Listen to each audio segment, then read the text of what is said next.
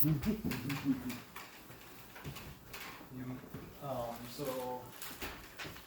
I sort of do, and Hawaiian's a super flowery language, where meaning that it's not very precise. Like if you want to talk about like a beautiful girl, you talk about a beautiful flower kind of thing, and people would get the implied meaning of what you're saying. So it's like multi-depth, multi-reality going through. So just one simple explanation of this is the e whole mai part is talking that A is the essence of things, ho is to move, and mai means here. So in a certain sense, this is asking like the essence of things to be present here with us. Then ka ike mai is the knowledge, or actually the wisdom, let the wisdom be here. And then luna maie is from above. So thinking like luna means above and or like planetary. Also luna is like the moon in other languages, but it translates across. So asking the essence of like the higher things and the knowledge of those higher things to be present here. And then ona mea huna noyao is of the many hidden wisdom or knowledge that's around us. So actually this one is wisdom, this one is knowledge. So it's asking the hidden many things around us to be present as well. So in natural farming, kind of taking the luna being above and then the huna being below, and kind of these invisible things being present here in our area. And then ona mele is Hawaiians would teach by a song. So instead of talking to you guys, they'd be singing or dancing up here, and that way you'd remember, and we'd all be like little kids learning. Get it like plugged into our whole body. But I take this to also mean like mele is kind of like vibrations. So the vibrations be present, like all the above, below, making those good vibes here. And then I got, again, asking just that essence to be present. And so that's kind of what I feel like is the essence of natural farming here. We're really trying to tune into above these big systems that are happening, and then these tiny things below that we don't even know about, that we're just starting to discover. So that's why I like to start this with natural farming and get those good intentions going, because a lot of what we're thinking, what we're doing matters. So this morning I wanted to start off a little bit of foundation biology, and then working with Ray, he has other material to cover as well. And then also today I brought a bunch of the solutions to taste and to tune yourself in, so you can tune your human body into these things. So this morning, setting a little bit of foundation and talking about microbes, so defining them and then going through all these fun things like good presenters do. And but is anyone familiar with soil food web at all? Mm-hmm. You guys are? Okay, so this is easy for you. I'm just gonna kind of tie in natural farming to what is out there already, and then how to use a microscope and how to go through these things. So what's unique to natural farming is this thing called IMO, and who knows what IMO stands for? Indigenous microorganism. You can read. Yes. Has anyone heard it before? Mm-hmm. You guys been working with soil microbes? Mm-hmm. So basically what these are, the indigenous part meaning like from this area. So you can buy microbes, like mammoth pea or any type of like microbe, EM even, all those things that are out there, those are products. But those come from somewhere else. They're grown in a lab, and they don't know what's happening right here. So it's chilly last night. Those guys maybe came from a lab that was Southern California, wasn't as cold. Now they come up here and they freeze to death. So what you're getting is your indigenous microbes to this region that are already adapted to this climate. Right here we're in a rain shadow, so these guys are adapted to more dry weather. If you brought them from, where it's wet, brought them over here, they would struggle. So native, micro, extremely small. But the M, I also sometimes say it stands for myco. So myco meaning fungus, fungal.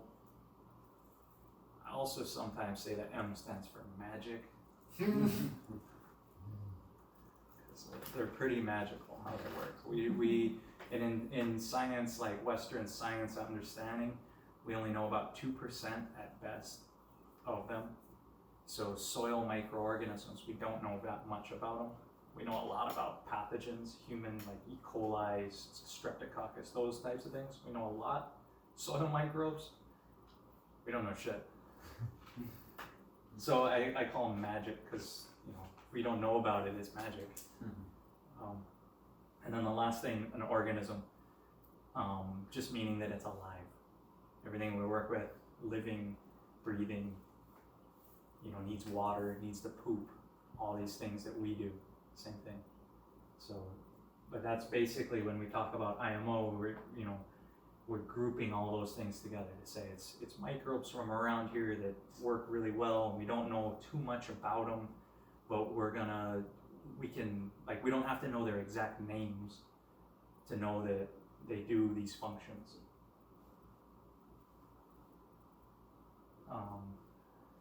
And then this quote I put up here, you can read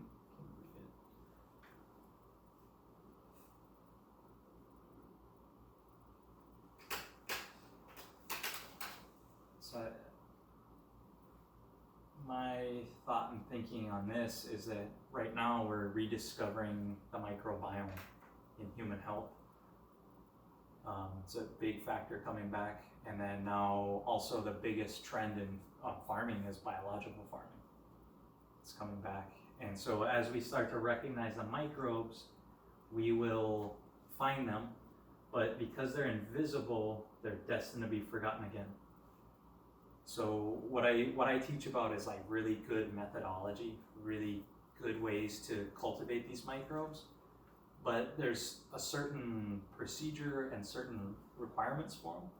And as we pass these on to our children, they'll probably think, oh, we can do it better and cheaper and easier, and they'll take shortcuts.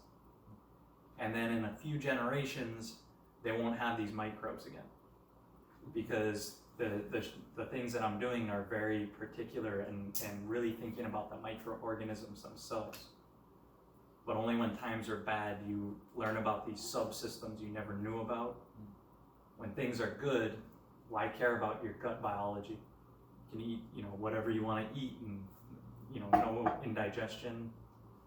But as your biology starts to die off, now you start to eat cheese and you don't have enough lactobacillus. So now you get lactose intolerance, you get all cramps and things. But if you just drink lacto, rebuild your gut flora with beneficial microbes, now you can eat the cheese again. So you had to learn about the microbes to get back to your good times. So we're just finding these things. So today I'm going to teach you about this stuff, but eventually we'll forget again. So don't worry, it's like a cycle. We remember microbes, have good times, and we forget about them and just kill the planet and come back and forth and back and forth. It's bound to happen. Oh, that does really not turn out that well up there. But this is the soil food web. And I don't know if you can read the bottom, but it says bacteria, building material, and the foundation. So pretty much everything's built on bacteria in the world. And I was talking to a guy just the other day, he was talking about in soil science, they just call these water stable soil aggregates. So they just completely ignore all this stuff, and what they say is it's water stable aggregates, meaning that if I pour water through, the minerals aren't just going to wash away. And so it's basically these bacteria that are down here at the bottom, they're gluing to each other, and they're making water stable soil aggregates. On top of them, after you get bacteria that move in first, then come good fungus. The fungus here, it says architects and engineers. So they're basically taking what was building material and they're making it into like this house. And that then gives, you know, now it's useful. If it was just a heap of bricks on the ground, it wouldn't, you know, nothing would happen, not much productivity would happen. But as you get really good fungus in there and you get better architects, better engineers, they build those systems even better for the life that's colonizing it and or the plants, you know, that in the soil. The better the soil structure, the more complex the plants can be. So fungus are the middle part here, and then the upper part of the soil food web pyramid is the protozoa and nematodes. And those protozoas, they're you know, protozoa means like beginning of life, so they're little, starting to get multicellular, cruising around. And what these guys do is they'll then enter into the building that the fungus built, architects built, and then they start eating things and making poops, and they kind of get things to cycle around in your soil. So that being the top bit of this. But really in natural farming, we focus on the fungus. Because who cares what kind of building material you have or what kind of people you have, if you don't have the architects to build functional systems, it doesn't work, or it works really well. So it's about focusing on what kind of soil, who's your soil engineers. So, fungus. And you absolutely cannot see any of that, which is awesome. But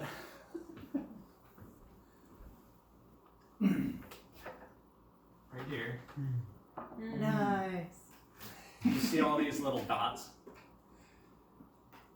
All those little dots are the bacteria. These larger clumps are what they're the aggregates that they're saying, those water stable aggregates are what are there. And basically what I think of the bacteria is like little bags of NPK. So they're just like they're built of food, so am I. You know, I'm built of NPK or like soil, food. When we think of fertilization, like I have all complete nutrition in me. If I didn't, I wouldn't be alive, or I'd be getting sick. You're a water stable aggregate. Yeah, I know. If we hugged, then we'd be two of them clumped together. But they're made of meat and blood just like us, and they're full of that stuff. And really one of the big things they do in the soil is they glue to each other. They make glomalin, and they glue, and that keeps your minerals from washing away. So they'll glue onto things and just start, you know, it's like those sucker fish, they just start eating that stuff. The other thing they like to do is they'll work with the plants. The plants will exude sugars to them, and they will take those sugars and dissolve different rock minerals or different things right in the root zone. So the bacteria aren't like, they're primarily concentrated right around the roots where your plant is giving them sugars and they're giving them nutrition back.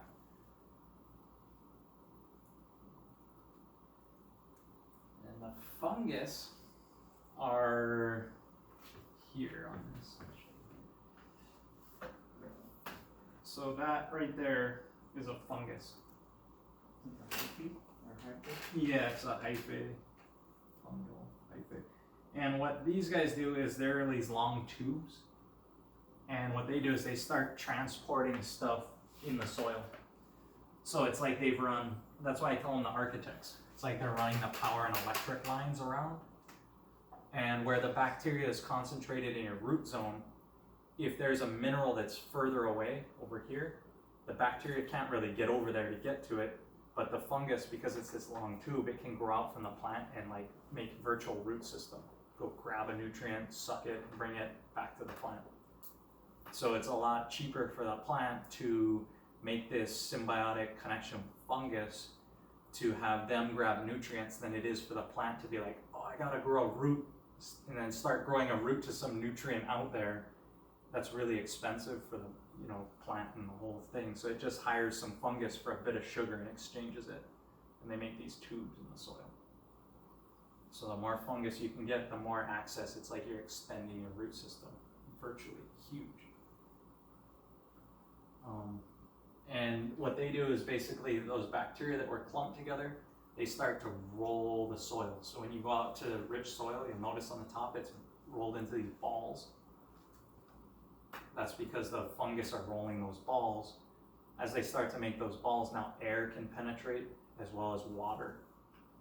And the microbes, the whole plant starts to get into that system. So they're rolling the balls. Anytime you see healthy soil, you always see these nice like balls rolled on top, working together to do that. And then nematodes are the last, that top part again, and they are basically, they look like snakes. So this is a nematode here. This is long snake. Is that its digestive system inside? Yeah, it's clear, and this is a bacterial feeder. So what it's doing is it's going around to the root zone, and it's eating these bacteria, and they just go through and digest, and then poop comes out. And what they're doing is they're really releasing like the NPK. So the bacteria are those bags of fertilizer, but they're going through and they're eating them. And when they eat them, it's like there's 10 parts of nitrogen in it. It can eat it, but it can only digest one part, so it poops out 9 parts. So you're getting water-soluble nitrogen right in your root zone because the bacteria are right there, and then the nematodes are cruising through and eating them, and they're pooping out this rich nitrogen NPK fertilizer right where the plant can absorb it. And that's specific nematodes. There's a different nematode for different types of things, and they're so populous that 4 out of 5 multicellular animals are nematodes. They'll just naturally show up if you just put the right things exposed to nature. It seems Pretty much. so. They like It's evolve amazing and how do it their happens, things. isn't it? I'm not exactly sure of the mechanisms yet, but I Yeah. think it's more on you create the right environment, and then Somehow they make it there. Yeah. Looks how like lakes in the middle of the mountains that are in the open. There's fish there. Yeah, A yeah. bird dropped it there. It's crazy. I think it's more the biogenesis with the right stuff, but Right. there's some way of doing it. It's amazing. So yeah, creating the right conditions, and they deposit it all. But those nematodes, as they're swimming around, they also help to aerate, just like worms cruising through your soil. They'll make micropores, and then root hairs and fungus will follow those. And once you get nice nematodes, you'll kind of have a functioning soil food web. You got the high class predators. It's just like our forests. Once you got grazers, then you got predators, then you kind of have, they group them together like the Allen Savory concept. Like all this functioning thing, you're doing the same thing in your soil. These hidden things we can't see, we're grazing our soil. Drake, what do you know about vegetable eating nematodes? So most time when I talk about nematodes, people think, oh, nematodes are bad, because the one we know the most about is the root knot nematode. Yeah, where you are and what we have a quarantine zone where I live for the golden nematode, which feeds on nightshades.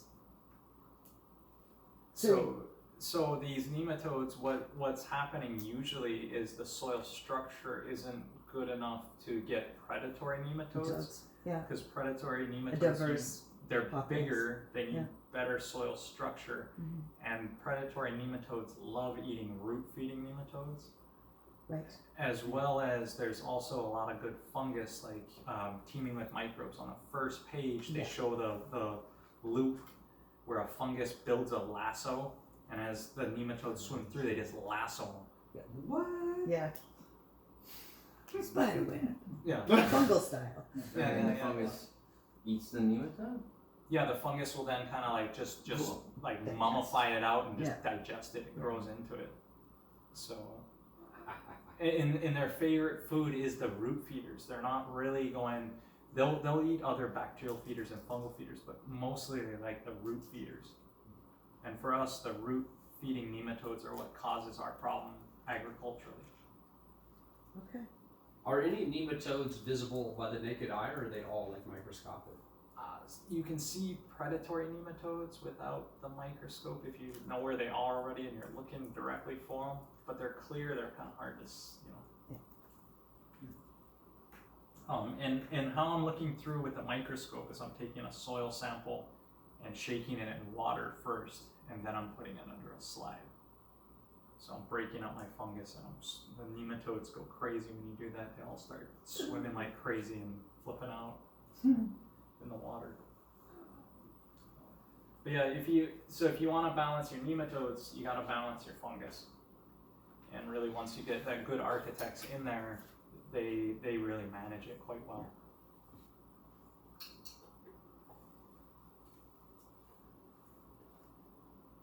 So this picture basically sets the foundation. Once you understand the characters that we're working with, the bacteria, the fungus, the nematodes, this graph here to me really sets up what is defined in natural farming. Where on the left side you have weeds growing and or like no soil and just kind of dead desert. On this side you have a climax forest, really rich soil deep underneath and really big trees on top.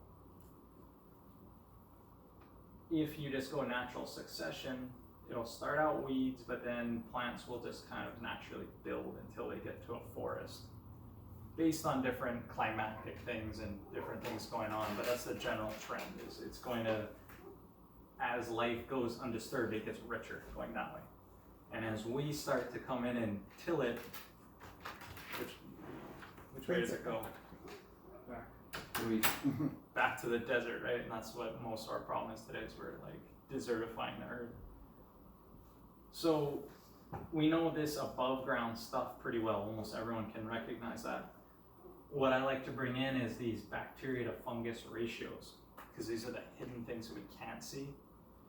And if you just go to a desert area where it's just messed up and you sample the soil, you'll find 10 bacteria and 0 fungus. If you go to a really rich, like the redwoods in the old growth forest around here, you start sampling, you'll find 700 bacteria and 7,000 fungus.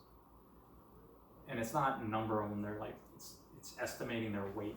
If I took them and compressed them, how much weight would I get? So you're seeing that you're getting much more density of microbes or fungal microbes in a climactic forest, where you're getting 0 where there's weeds. Hey, how's it?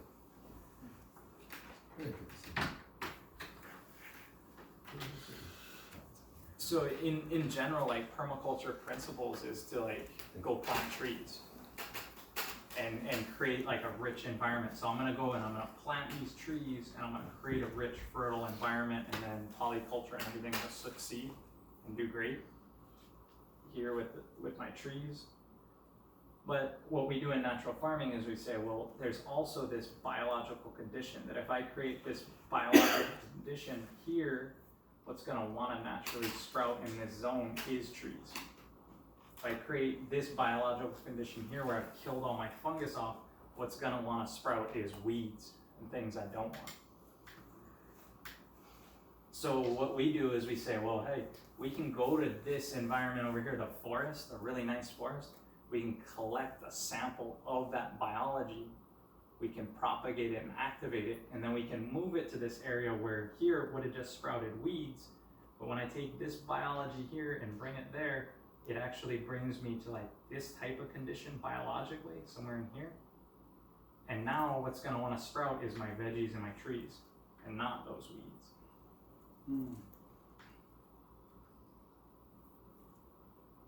So instead of just working on the top and just planting the right trees, I'm also subterraneanly planting the right biology that's then going to want to support naturally with what I want to grow.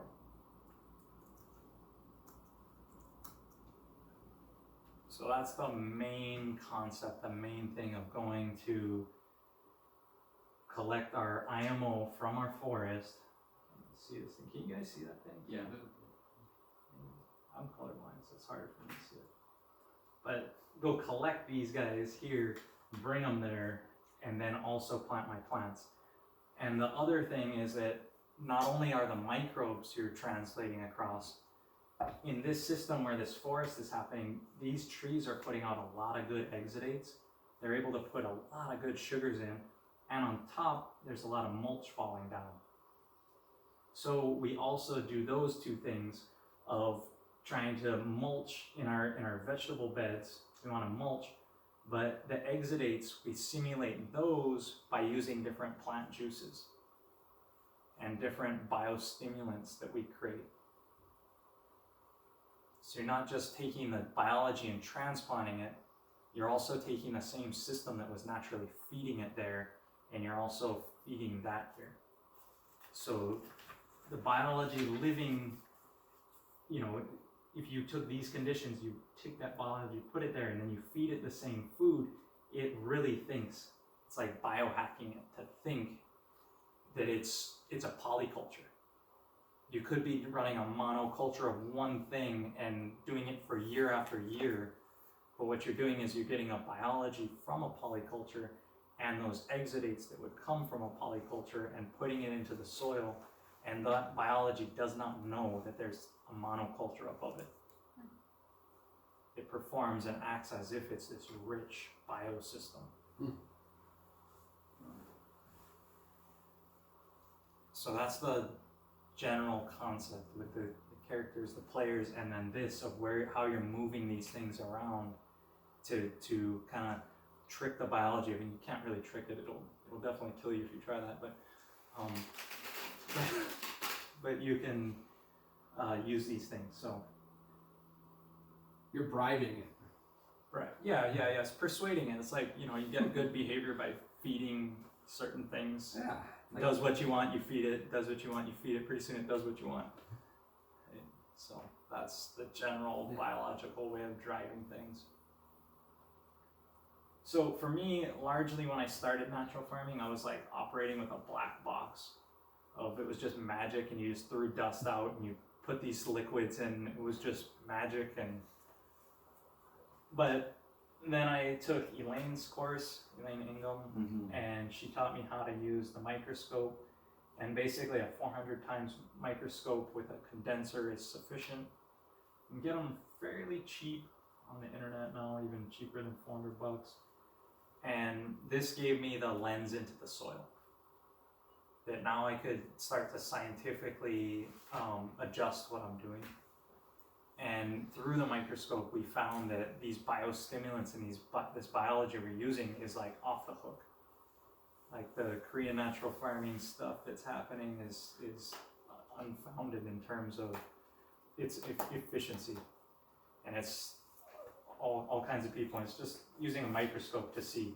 Anybody can do this at home. You don't need some fancy lab. It's, you know, microscope. I've never used that one. I got it for $6 last year. I think it's a dark field. I don't think it has a condenser on it. Okay. It's a dark field microscope. You're looking at more Just like needs a gems and glass things. plate. Yeah.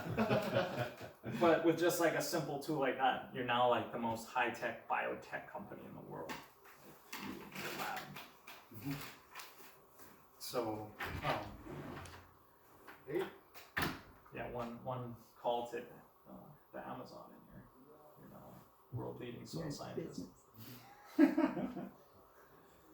get Prime, it's 2 day delivery free.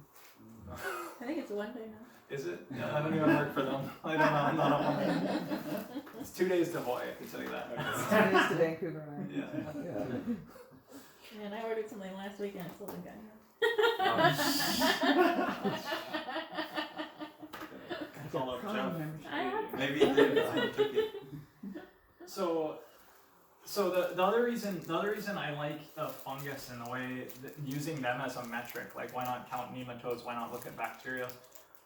Bacteria, you'd be there all day counting it, and you could learn stuff, but you really need like DNA analysis to really understand what the heck's going on with your bacterial populations. And I can't afford that. And the nematodes, when you look at them, they're a really great indicator. But the fungus really tells you like what's happening with your soil architecture, not just who's living there, but what's really happening. And for moving, the nematodes move around pretty quickly, right? They swim, yeah. Okay. Yeah. But the fungal hyphae are in place relatively. They're not going to be moving. Yeah, once You once can I get- shake them up on the microscope slide, they're pretty messed up. They're not going to be growing. They're just going to be there like pretty static. Okay. I just remember my friend and I trying to like catch this nematode, and he's like, "I think I saw it." Well, as soon, and the thing is, the nematode, as soon as you bring it into focus, you've got the light most concentrated on it, so it's as hot as it can possibly be, so it swims away from wherever you're Yeah. looking. So you're always kind of chasing them. And then nematodes, often you'll find if you have the slide for a few minutes, go around the edge of your slide, because they'll all swim to the edges, and they all get stuck on the very edge of your slide, so you can find nematodes that way pretty easily. Okay. 1 to 5 dilution is soil to water. Yeah. Yeah. Yeah. So I'd take like 1 milliliter of soil and put in 4 milliliters of water. Sure. So here's the fungus here. You can see it. This is a nice specimen because it is greater than 3.5 micrometers in width, and it's darker brown in color. So it's kind of. When they're clear, they're not beneficial. So when they're clear, oftentimes they're like trichoderma or these other microbes, and they're just not. They're useful in the soil doing things, but they're not gonna be symbiotically working with your plant and trading minerals. Oftentimes you'll get like Phytophthora type stuff where it's actually killing your plant, and that's a fungus. Are most I just got one question. Are like pretty much any fungal body that you would see in this kind of thing, or would they also, do all of those end up having a fruiting body too? In certain conditions, yeah. If they had the right conditions, if the right conditions were met, they would fruit. There would be a fruiting body for each. There's not any mycelia that don't fruit in the way that we know of, like, or.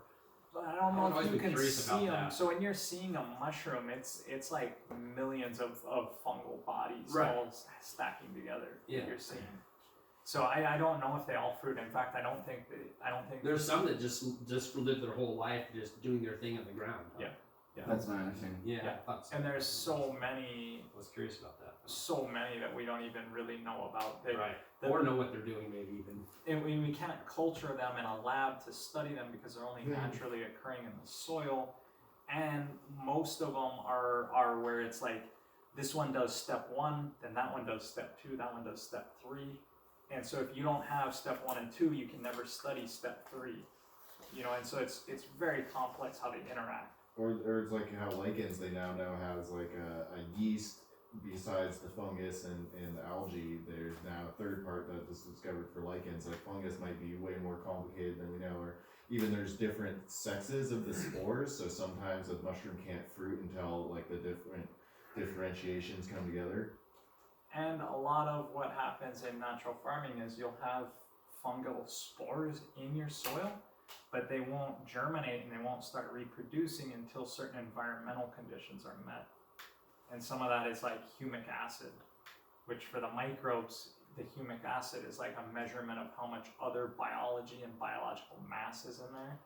And so certain microbes will just stay dormant until you get the right environmental condition to hatch. So it's, in terms of like understanding the complexity of it, that's why I try not to get too into the nitty gritty. I use a few things to like be macro picture things. I had got the generic idea that the forest is more fungally by soil and the annual is more bacterial. My concern is the story about earthworms, how the original boreal was North America, whatever, didn't have earthworms, and now the earthworms. And I just went out looking for some IMO just recently under the big alder tree, but the alder tree grown in an old field, and I'm not finding much stuff. And I'm thinking, Jesus, this is. And it seems to me as looking at science of earthworms. So the question is, has the studies been done between forest soil without many earthworms, kind of more original, versus the regrowth forest that is now where there's a lot of earthworms, and what that does to the fungal populations? That I'm not. I I don't know. The only thing that, in generic, the state that was hot for it I saw was Michigan was saying, fishermen don't take your worms and throw them out in the woods, Yeah. because they recognize that the woods biodiversity is deteriorating and the duff layer is getting thinner as the worms have moved So away. it would be from- competition. Yeah, and I'm just thinking, there hasn't been a lot of work on that though, has there? It's just Michigan, Wisconsin, Minnesota. Those Those are are the areas where they're seeming to have a lot of impacts on the native deciduous trees, because it'd be a year's worth of food getting eaten 5 weeks by the earthworms. Yeah, that's what I'm thinking. So I'm thinking, like, if we're trying to grow something, we don't want earthworms in our food crops. Well, you just want voles, maybe in balance, and you'd have the garter snakes for the voles, and you Okay, so you have to get the whole. you gotta alright, get fine, the whole that's thing, nice. or else. Yeah, I mean, earthworms for majority of the crops we grow are awesome and excellent. I mean, Pardon? for most of the crops we're trying to grow, the earthworms are our friends. That's what I mean, like you're talking about the forest and the duff going down. No. I mean, I The Ice Age wiped them out. There was no earthworms above like 45 degrees north for the last 12,000 years. yeah. And some scientists have then noticed that the whole ecosystem is changing as this European earthworms came into the forest. I'm not familiar with that in Okay. terms of how that affects what we're doing here. If you read Subhash Kalekar, the Indian guy, he founded the Indian Zero Budget Natural Farming. He is really critical about the earthworms. He is. So he is really against the imported European earthworms, but he is very favorable towards the native worms. And he studied it. Yeah, All and of there them. are many different types of earthworms. Some dig down deep, some just fill on the surface and just consume organic matter. Yes. And he's saying that the European ones are actually devastating the Indian soil. Oh yeah. Color resolution. Yeah, actually he uses the word like organic farming is the imperialism of the West. It's very radical. So one thing I know about it, I used to teach elementary school, and I don't know if you can see on this photo, but I've been just working with kids. So have kids do world-leading soil science stuff. Wow, Nice. Like 6th graders. How old are Three you? more. 3 more.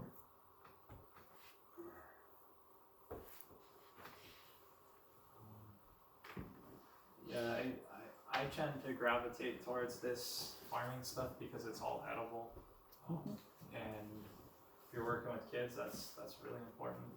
They're always putting crap in their mouth. Me too. yeah. I Always. haven't gotten over the habit. It's Yeah. oh yeah. Yeah. So many people are like, "What did you just eat?" I'm like, "I don't know. I can't figure it out." Oh, that's super. Ding.